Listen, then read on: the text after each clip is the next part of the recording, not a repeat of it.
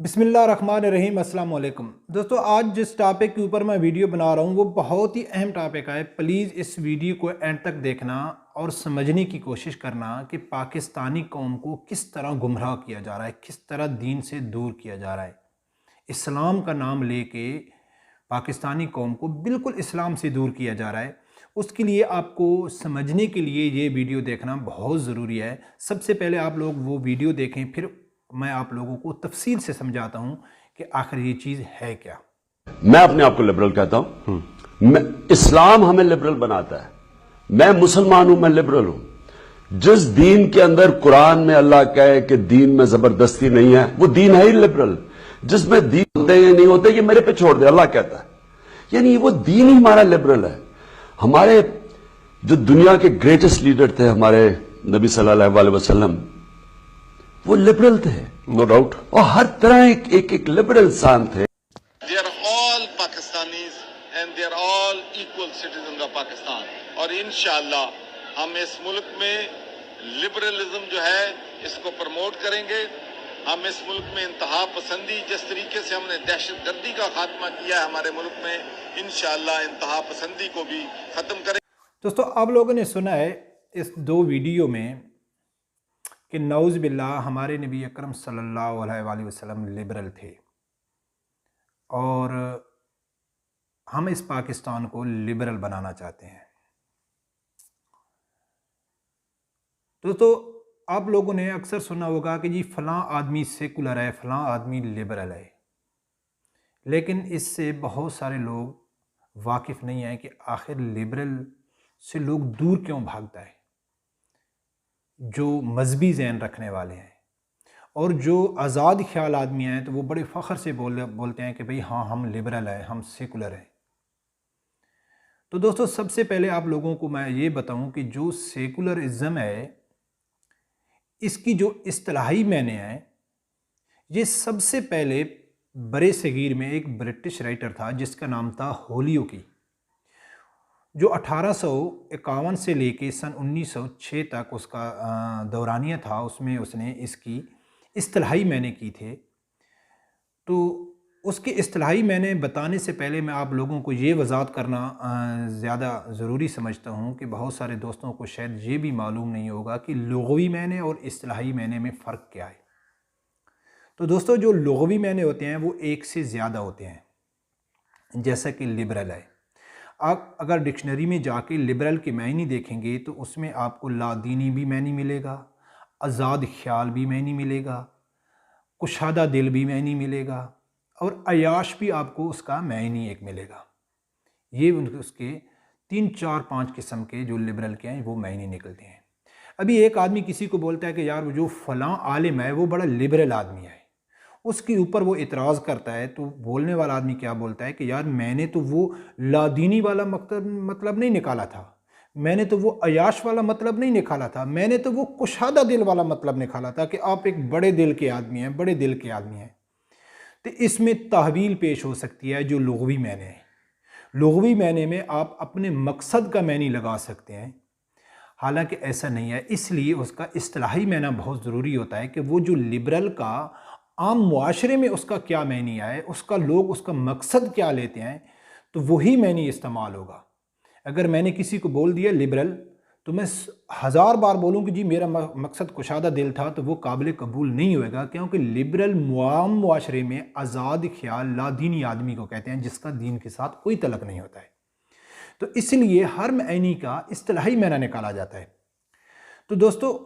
دوسری اگزامپل میں آپ لوگوں کو دے دیتا ہوں کہ جیسے کہ ایک جہل کا لفظ ہے۔ آپ کسی آدمی کو بول دیتے ہیں جہل، یہ انگلش میں آپ بول دیتے ہیں الٹریٹ۔ تو میں نے ایک آدمی کو جہل بول دیا تو کسی نے آدمی اس کو جا کے بتایا کہ جی فلاں آدمی کو آپ کو جہل بول رہا ہے یا الٹریٹ بول رہا ہے، تو وہ آدمی مجھے کہے گا کہ بھئی آپ نے مجھے کیوں بولا؟ تو میں کہے گا نہیں یار، میں تو تم جا کے الٹریٹ کے معنی چیک کر لو، اس میں تو مقصد ہے کہ ان پڑھ آدمی، میں نے ان پڑھ بولا ہے کہ یار یہ آدمی پڑھا لکھا نہیں ہے، یا اس کے میں ایک یہ بھی معنی ہے کہ کسی مخصوص قسم کے شعبے سے لا علم ہونا، اس کو بھی الٹریٹ کہتے ہیں، جہل کہتے ہیں۔ تو میں نے تو آپ کو اس لیے بولا ہے کہ یار فلاں آدمی ہے جو فلاں شعبے کا اس کو علم نہیں ہے، تو وہ قابل قبول نہیں ہوگا، کیونکہ جہل کا لفظ جو عام معاشرے میں جہلی ان پڑھ لیا جاتا ہے وہی لیا جائے گا۔ تو اس لیے سن 1851 کے بعد جو لبرل تھا یا سیکولر قسم کی یہ جو نظریہ تھا اس کو کوئی اہمیت نہیں تھی، تو اس لیے اس کو سیکولر کو جو اس کی وضاحت کی اصطلاحی معنی کی اس کا نام تھا ہولوکی۔ اس نے سیکولرزم کی 3 قسمیں کی، ایک کی شدید قسم کا سیکولرزم، اور ایک کی کہ درمیانی درجے کا سیکولرزم، اور ایک اس نے اس کی تشریح کی کہ ایک مائل درجے کا بالکل لو قسم کا سیکولرزم۔ تو سب سے اس نے پہلے جو شدید قسم کا سیکولرزم کی جو اس نے تعریف کیا ہے، اس کی اصطلاحی معنی کیا ہیں، تو اس نے اس کا یہ مطلب نکالا ہے کہ خدا کا انکار کرنا، مذہب کا انکار کرنا، دنیاوی کاموں میں مذہب کا کوئی عمل دخل نہیں ہونا چاہیے۔ ہم دنیاوی کاموں کا جو بھی طریقہ کار اپنائیں گے اس میں کسی مذاہب کی دلیل ہونا یا اس کی مثال اگزامپل دینا یہ ضروری نہیں ہے، ہونا بھی نہیں چاہیے۔ یہ ہے شدید قسم کا سیکولرزم۔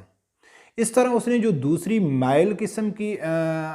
سیکولرزم کی اس نے تعریف کی، تو اس میں وہ کیا بولتا ہے، خدا کو بھی مانا جائے، خدا کی کتابوں کو بھی مانا جائے، لیکن مذہب کی وہ چیزیں، مذہب کی وہ باتیں جو انسان کے عقل سے باہر ہوں، جو انسان نہ سمجھتا ہو، اس کو ماننا ضروری نہیں ہے، اور دنیاوی کاموں میں کو اپنے طریقے سے ترتیب دینا چاہیے،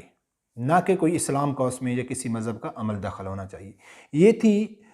سیکولرزم کی دوسری قسم۔ جب اس نے اس کی جو تیسری قسم تھی، ایک مائل قسم کی یا بالکل ہلکی قسم کی، تو اس میں تمام مذاہب کو تسلیم کیا جائے، ان کو ماننا چاہیے، لیکن اس سے مسجد، مندر اور گھر تک محدود ہونا چاہیے۔ اس کو اپنے کاروباری معاملات میں، معاشی معاملات میں، اصطلاحی معاملات میں، ریاست کے کوئی بھی معاملات ہیں، لین دین ہے، کاروبار ہے، معیشت ہے، اس میں اس کی مثال یا دلیل اسلام کی نہیں دینی چاہیے۔ جیسا کہ آپ لوگ بولتے ہیں کہ یار میں یہ کاروبار نہیں کرتا ہوں، یہ تو حرام ہے، یا ناپ تول نہیں کرنا چاہیے، کہ ہمارے قرآن پاک میں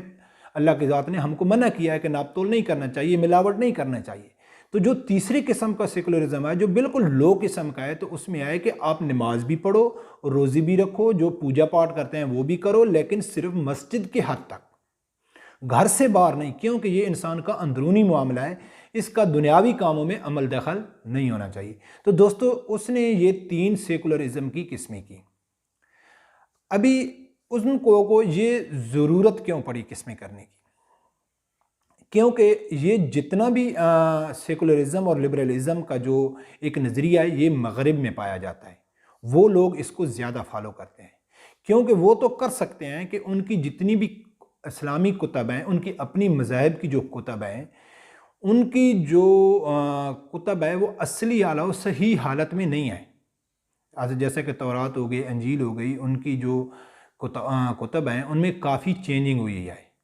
تو اس چینجنگ کی وجہ سے ان لوگوں کا آپس میں اکثر ایک اختلاف رہتا ہے کہ یار یہ ٹھیک نہیں ہے، یہ ٹھیک نہیں ہے، یا یہ ایسا نہیں تھا، یہ ایسا تھا۔ اس لیے وہ لوگ سیکولرزم اور لبرلزم کی طرف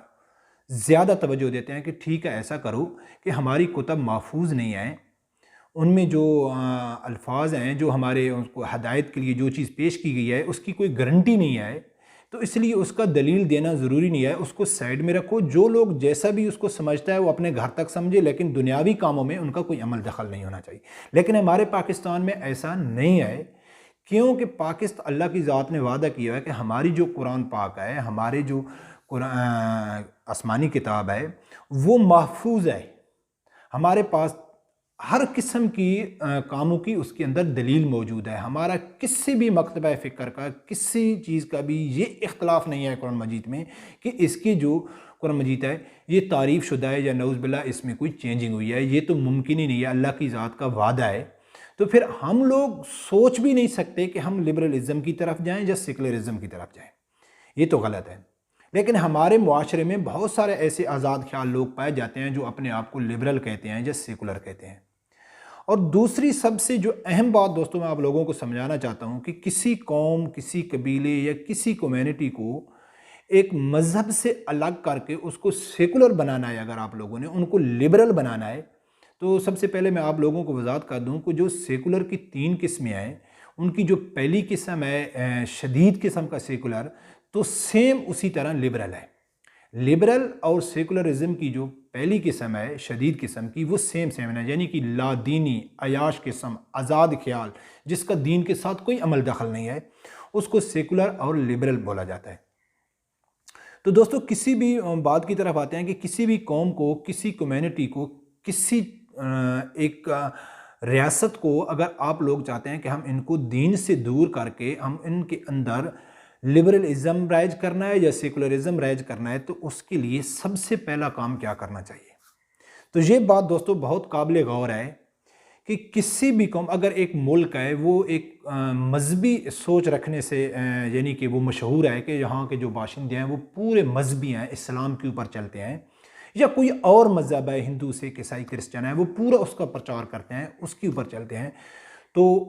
ایک کوئی آدمی ہے وہ جاتا ہے کہ یار میں اس پورے جو ہے اس کو میں ایک لبرلزم کی طرف لے کے آتا ہوں، تو وہ سب سے پہلا کام اس کو کیا کرتا ہے اور اس کو کیا کرنا چاہیے کہ اس جگہ کے جو لوگ ہیں، جو عوام ہے، سب سے پہلے ان کو علماء اکرام سے دور کر دو۔ جتنی بھی عالم ہیں ان کی نفرت ان لوگوں کے دل میں ڈال دو۔ اور دوسرا جو سب سے ضروری ان کا کام ہے کہ جتنے مقدس مقامات ہیں ان کی جو انٹری ہے وہ مشکل سے مشکل بنا دو، تاکہ عوام کا اور علماء اکرام کا اور مقدس مقامات کا جو رابطہ ہے وہ کٹ ہو جائے، جدھر سے ان کو انرجی ملتی ہے، جدھر سے وہ موٹیویٹ ہوتے ہیں،